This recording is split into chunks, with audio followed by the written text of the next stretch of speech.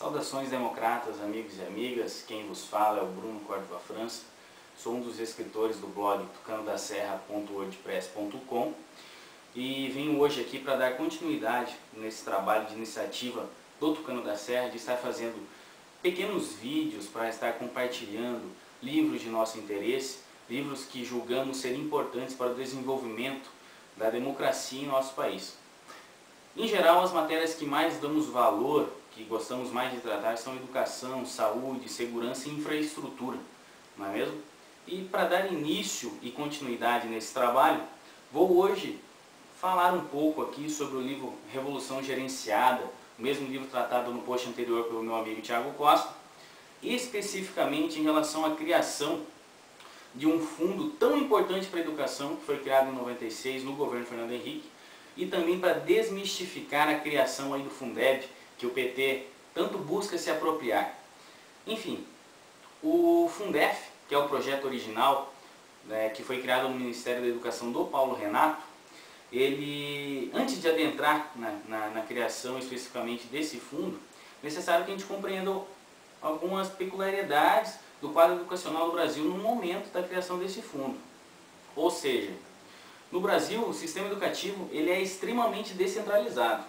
A União ela já delegou as funções para o município e para o Estado para a responsabilidade pelas educações básicas, ou seja, em geral, a responsabilidade pela educação infantil ela é dos municípios e também o ensino médio é dos estados. O que acontece? O ensino fundamental ele é compartilhado. Tanto o Estado quanto o município ele tem responsabilidade pelo ensino fundamental. Até em 1996, inclusive, não existia um critério para a definição, para a distribuição dessa responsabilidade. Cada estado ou município ele tem uma própria carreira, com seus salários, com sistemas de incentivo e progressão. Daí a grande dificuldade, quando assumiu Paulo Renato no Ministério da Educação, de responder aos anseios dos professores que queriam um aumento salarial e brigavam inclusive pela fixação de um piso nacional de salário mínimo, e conseguir adequar aí melhoria da educação, trazer o aluno para a escola e aumentar o salário. Sendo que a responsabilidade pelos salários no município e nos estados é de competência exclusiva dos estados e municípios. A União ela não pode interferir e legislar nessa questão. Até porque isso demandaria um maior repasse de verbas da União, enfim. O que acontece? Na busca de viabilizar, aí, de aumentar o salário, de proporcionar uma melhoria da qualidade do ensino, automaticamente melhorando também a qualidade do salário dos professores, Barjas Negri, que era um dos membros da equipe de trabalho interno ali do Ministério da Educação junto com Paulo Renato, ele bolou um fundo, né? Ele é economista, especialista em finanças, e ele observou que no estado de São Paulo, que eram os municípios mais ricos do país e ainda são, inclusive, em 645 municípios, apenas 68 desses municípios eles possuíam redes municipais de ensino fundamental. Nos demais, havia uma dificuldade, inclusive, de justificar o gasto de 25%, lembrando que a Constituição, em seu artigo 212, ela prevê um gasto de 25% sobre as receitas totais arrecadadas dos estados e municípios. Esses 25% tem que ser destinado ao ensino, à educação, ao ensino fundamental, ao ensino básico, não é mesmo? E no estado de São Paulo o que acontecia?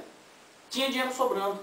Então tinham que muitas vezes justificar o gasto de 25% da arrecadação anual, e como não tinha onde investir, em geral os municípios investiam na educação infantil, eles faziam o quê? Consideravam extremos, gastos com transporte escolar, compra de veículos oficiais, acredite se quiser, para uso do prefeito ou da prefeitura, e até mesmo pavimentação das ruas no entorno das escolas estatais, enfim. E o Tribunal de Contas do Estado, ele fazia vistas grossas a essas práticas, ele deixava passar, pela fundamentação de que o ensino infantil ele já tinha sido suprido pelos municípios, não é mesmo? Já no Nordeste, o que acontecia? Era uma diferença, uma disparidade muito grande. Enquanto São Paulo teria que se encontrar justificativas para os gastos, no Nordeste a situação era totalmente inversa. Os municípios mais pobres do país, eles não tinham condições de melhorar os salários dos professores e melhorar a qualidade do ensino. E o resultado qual que era? Não poderia nem ser diferente, não é mesmo? os indicadores educacionais eram os piores do país.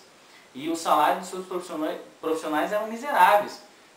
Alguns, inclusive, em 95, quando o FHC assumiu, chegavam a ganhar ali, em média, 15 ou 20 dólares mensais. Então, assim, eram miseráveis.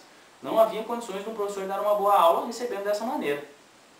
O que Barjas Negri brilhantemente elaborou juntamente com Paulo Renato e toda a sua equipe de trabalho interno do Ministério da Educação?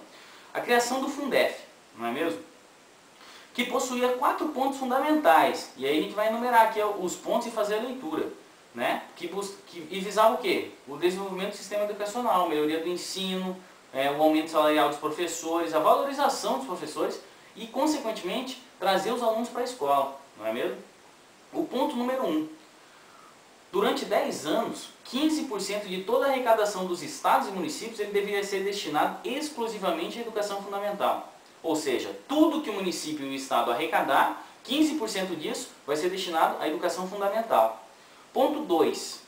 Esses recursos eles passariam a constituir um fundo fiscal de âmbito de cada estado e seriam distribuídos entre o estado e seus municípios, de acordo com o número de alunos nas escolas estaduais e municipais da educação fundamental. Ou então, a gente passa a criação aqui, passa a analisar a criação de uma distribuição justa, com base no número de alunos de cada escola, não é mesmo?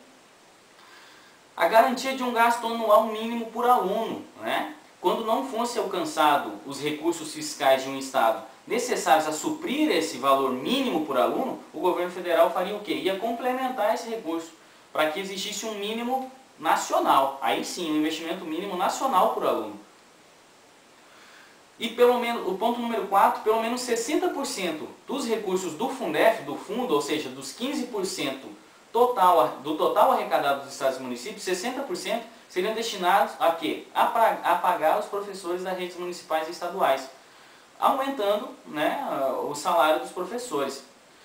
Não seria necessariamente mexer e fixar um piso salarial nacional, que por tudo que a gente já enumerou seria muito complicado, muito difícil, e resolveria o problema trazendo o aluno para a escola, porque o administrador ele teria o interesse de que o aluno estivesse na escola, porque assim ele receberia um maior recurso, resolveria o problema para todo mundo.